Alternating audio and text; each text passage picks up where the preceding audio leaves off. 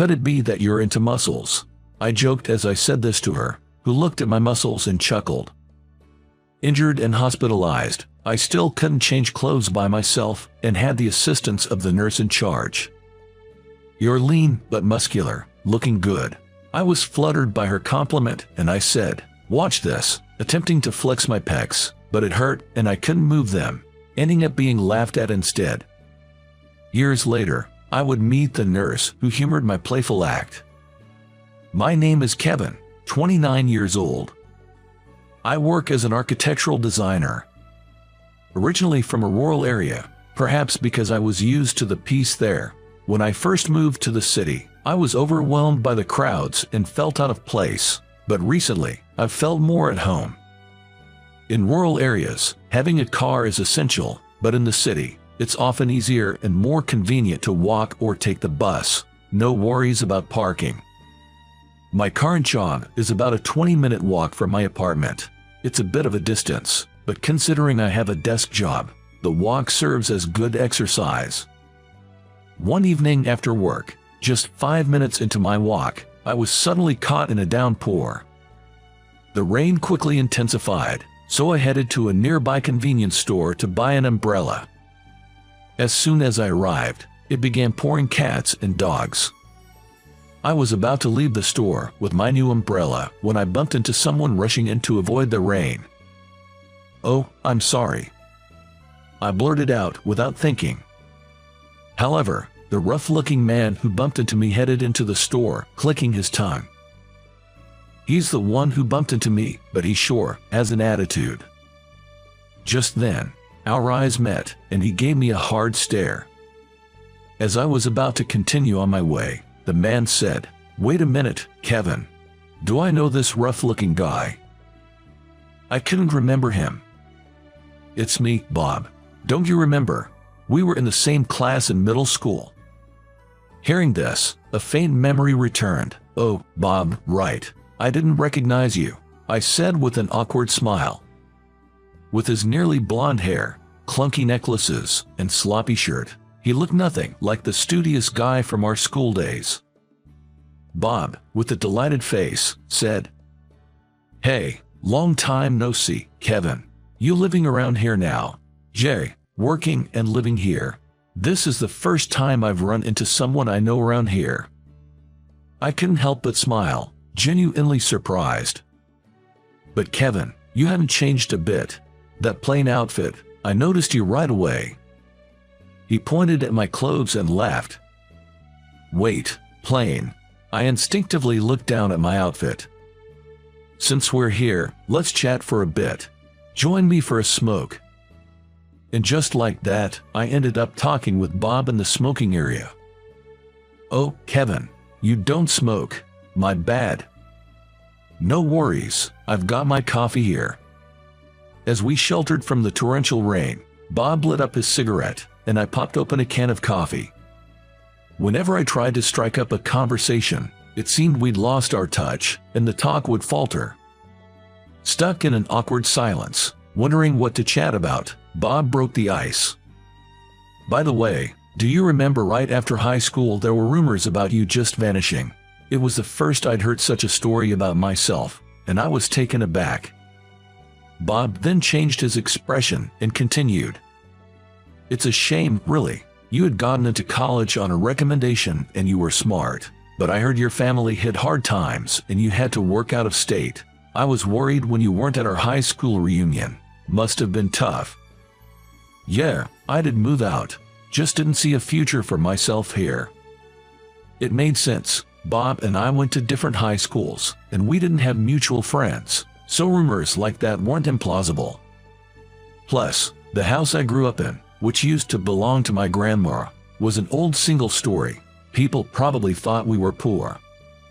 I'd had a feeling people thought so since middle school, and it seemed Bob was one of them. "Well, I get it. Not many decent jobs around here, even with your smarts. Just having a high school diploma must have been tough. I understand if you feel a bit bitter about it."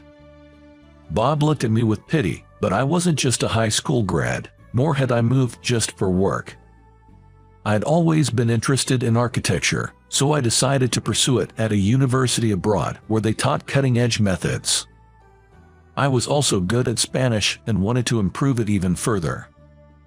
After honing my language skills, I attended that university for 4 years. Because I was abroad the whole time, I couldn't even attend our coming-of-age ceremony.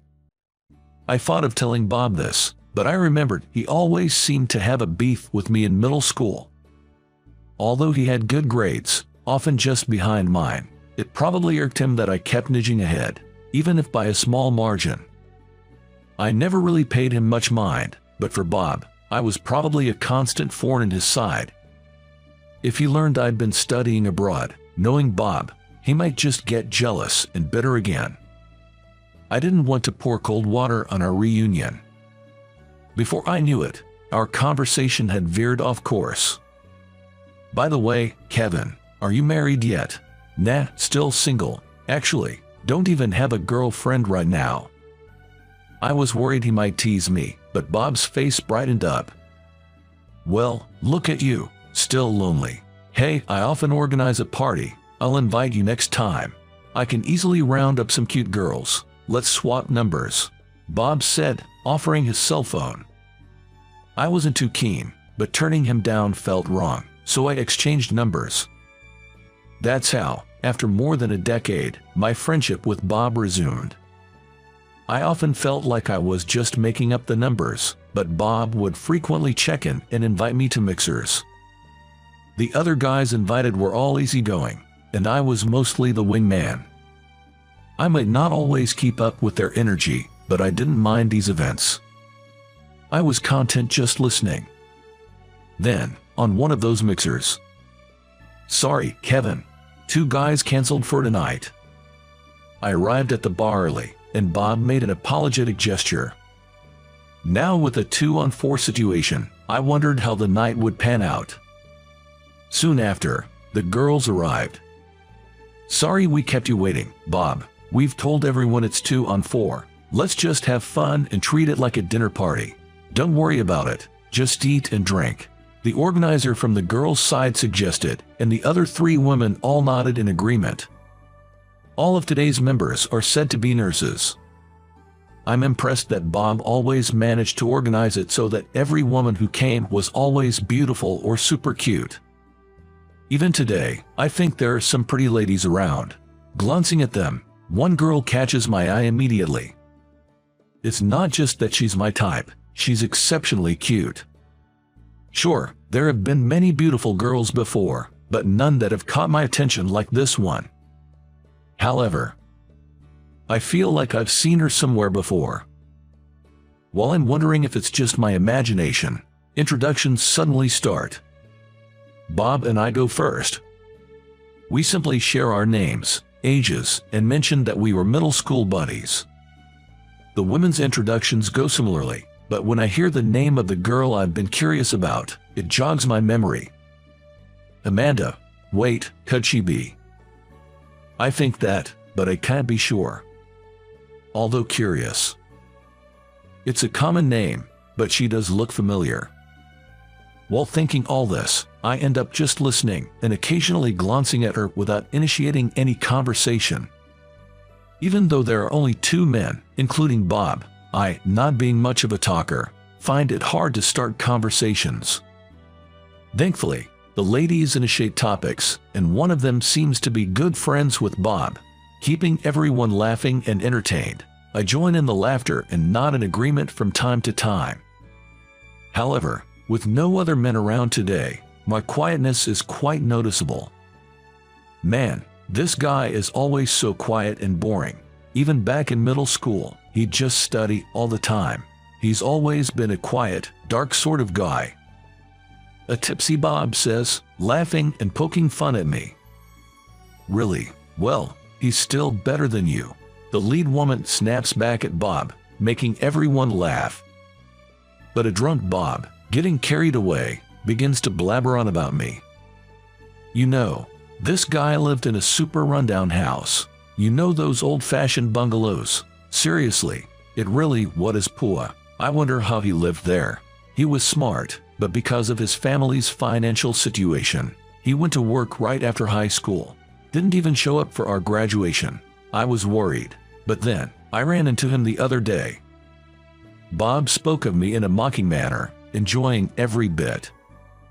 I could have chimed in and said, "No, that's not true," but honestly, telling the truth in this situation might have upset the drunken Bob even more. So, I just played it cool with a polite smile and let Bob carry on with his story. I always thought it was a waste. His grades were almost at my level. Well, my family had money, so I went to a prestigious university. In the end, I've done better. I'm the star player at my company, on the fast track to success. Just being a grad from a famous university has its perks. Haha. Bob kept on, each comment more belittling than the last, clearly too drunk. Enough already. Just thinking about it makes me feel pathetic for not speaking up, but when someone's as drunk as Bob is now, it's hard to handle him. Still, Bob seems to be in quite a playful and mischievous mood today. Exasperated, I decided to excuse myself saying, "I'll be right back, need to use the restroom," and left my seat. Bob's being such a handful today. On my way out of the restroom, I bumped into a lady named Amanda who was telling the waitress, "Sorry, can I add 2 more of those to my order, please?" "Oh, hello there." She noticed me, smiled warmly and said, "Hey." I tried to reply casually, but ended up being awkward about it. Seeing my reaction, Amanda chuckled. "Hey, Kevin, do you remember me? We met a few years ago." Amanda looked at me as if testing my memory. "I thought so. You look familiar, and when I heard your name, it rang a bell, but I couldn't place it right away. Thank you for everything back then." I gave a nod of appreciation, making Amanda chuckle again. "Oh, I just remembered." I was startled by Amanda's sudden exclamation. "About what Bob said earlier, about you being a high school graduate, isn't that wrong? You had just graduated the university and started working at that time, right?" I was surprised she remembered. "Of course I remember. Never underestimate a nurse's memory," she said with a laugh. "So, did you achieve your dream of becoming an architect?" "Yeah, I did." She clapped her hands in joy and said, "That's great.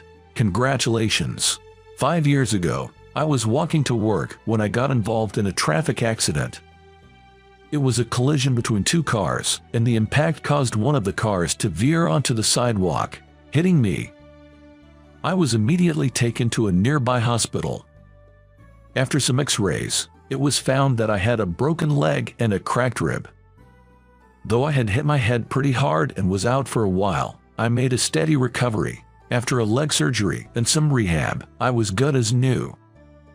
Amanda was the nurse who looked after me during that time. Even behind a mask, she was undeniably beautiful. The first time I saw her, for a brief moment, the pain seemed to vanish. Of course, that's an exaggeration, but she was so kind to me that I thought she was like an angel. Being a nurse, it might be expected of her to be kind to patients. However, when she would say things like "you're getting better little by little," and cheerfully engage me, or make small talk during 4 changes or blood draws, those moments, brief as they were, brought joy to my otherwise monotonous hospital stay. "Time to get changed, Kevin," said Amanda, appearing with a fresh set of clothes. "It's still hard for you to do it alone, so I'll help you out." She gently wiped my body with a towel and assisted me in changing. Then, Amanda giggled and said, "You know, what is it?" Not sure what was amusing, I found myself laughing along. "You have some impressive muscles," she remarked, laughing softly.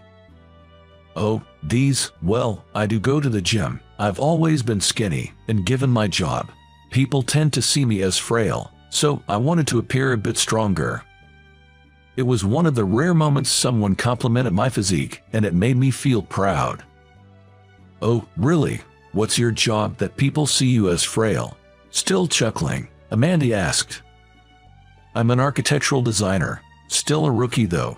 I had just started working after graduating when I got into this accident. I can't wait to get back and prove myself." Hearing this, Amanda said, "Wow, that's amazing. You have to keep pushing then." Looking at her laughing joyfully, I playfully asked, "Do you have a thing for muscles by any chance?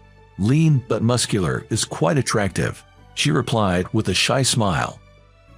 "See, check this out," I said, attempting to show off, but I have completely forgotten about my cracked rib. Ouch. Guess I overdid it.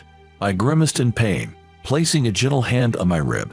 Amanda laughed and said, "You shouldn't push yourself too hard." Though it was a short interaction, I really enjoyed our conversation. "You've come a long way. Keep up with the rehab and let's work hard," she said, before moving on to her other tasks. After that day, Amanda wasn't my attending nurse anymore. I heard she was transferred to another department due to staffing shortages. I wished I could have gotten closer to Amanda, thinking that as I went through my remaining days in the hospital. Eager to get discharged and get back to work, I was working hard on my physical therapy. While moving from my room to the rehab room, I kept aimlessly wandering around hoping to bump into her. Hoping by chance to see Amanda, but never did. Yet, whenever I remembered Amanda complimenting my muscles, I felt motivated, not just with the usual therapy, but in my room. I secretly worked out, ensuring my arms wouldn't lose strength until my discharge.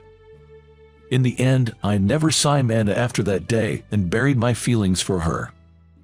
But now, 5 years later, those feelings were awakened. "You still look so fit." Maybe Amanda was a bit tipsy as she laughed, touching my biceps. "When I heard your name today, it sounded familiar, but couldn't quite place it. Back then, you had so many bruises on your face and brown hair, right? Now it's black, and you seem more gentlemanly." Then I remembered the slim but muscular guy. With that, Amanda showed her brightest smile of the day. As our conversation drew to a close, she said, "Let's get back to our seats," and we returned together. "Hey, where have you been? You took forever." It seemed like Bob, maybe even more drunk than before, was swaying with glazed eyes. From the looks of it, the other women were slightly put off, perhaps tired of his constant complaints and bragging. "Kevin is so darn slow." Bob seemed about to go off on another tangent, but Amanda quickly started a conversation with me. "By the way, Kevin, do you also design places like this?" What kind of design? What are you guys talking about?" The others, now curious, all turned to look at me. "Yeah, sometimes I do." "So you've become a full-fledged professional," Amanda said with a pleased expression. "Wait, Amanda, how do you know that? What do you do for a living, Kevin?" As everyone started asking questions, Amanda jumped in. "He's an architectural designer." Immediately, the other women began bombarding me with questions. What projects I was working on, which buildings I'd been involved with, which company I was working for, and I answered each in turn. When I glanced at Bob, his drunkenness seemed to have completely worn off, and he sat there, mouth agape, frozen in shock. Well, that's expected. To think that the guy he deemed beneath him was actually working at a major architectural firm. Conversations also touched upon college, and Bob found out that I had studied abroad. Despite his earlier boisterousness, Bob was so shocked he couldn't find his words. After a while, one of the women said, "By the way, haven't you guys noticed? Kevin's muscles are amazing." Really? I was a bit curious about that too. The atmosphere got livelier. "Didn't you say you could flex your chest muscles?" Amanda exclaimed. "Oh, I want to see. And let me touch it too." Everyone was eager, and when they saw the twitching motion, all the women, including Amanda, cheered with joy. Suddenly, I was the center of attention, while Bob was left out, looking sulky. It was the first time I had ever been in the spotlight like this, and honestly, it felt great. As we were about to leave, the female organizer said, "Can we get the check, please?" to the waiter. However, the waiter smiled and replied, "It's already been taken care of." Everyone was surprised and asked, "What do you mean?" I shouted, "Tonight's on me." Although I do think it's simple-minded of me to be pleased by the attention, it was the most fun gathering I've had, so I generously paid in advance. Everyone tried to decline my offer, but in the end I insisted, I really want to treat everyone today, and they gratefully accepted. After that day, Bob never invited me to another party. He hasn't contacted me, and I haven't reached out either. However, the bright side is that after that gathering, I managed to exchange contact details with Amanda. Amanda was cute back then, but she's even more adorable now. With newfound confidence in her nursing career, she looked even more radiant. On our second date, I thought it might be too soon but said, "I want you to be my girlfriend." Fortunately, she said yes. Given that both Amanda and I were considering marriage, things progressed smoothly, and we're set to tie the knot as we approach our 30s. That day, when I randomly met Bob, I honestly found it a bit of a hassle, but if I hadn't met him, I might never have reconnected with Amanda. Even though he teased me a lot, I'm grateful to Bob for that reunion with Amanda. Life's pretty great now. My career's going well, and I've successfully become a licensed architect. It feels like all my hard work has paid off. With that success, I'm also drawing a more than decent salary.